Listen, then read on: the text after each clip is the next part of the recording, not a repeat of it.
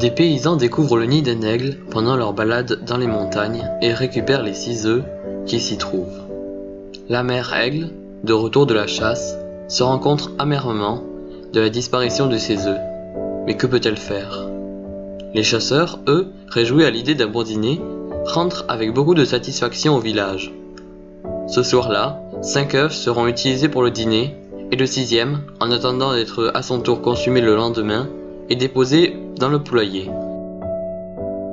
Quelques jours plus tard, l'œuf d'aigle n'est toujours pas consumé, et il éclot. L'aiglon qui sort est bien différent des autres poussins. Son plumage est plus touffu, son bec est trop long, et très pointu, sa taille est très grande, mais personne n'y prête attention. Plus le temps passe et plus il sent sa dissimilitude. Alors, notre aiglon décide d'aller demander à Mère Poule pourquoi il est si différent des autres.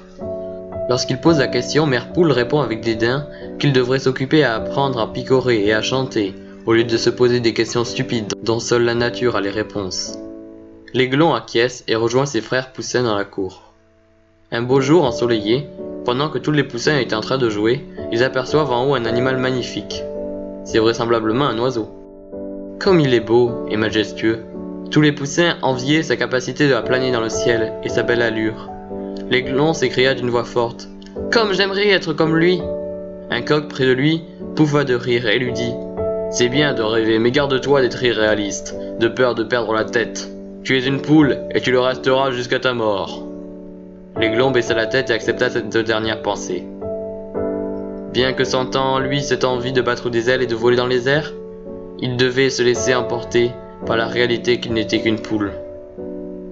À l'instar de toutes les poules, l'aiglon finit dans une marmite, et il mourut avec la mentalité d'une poule.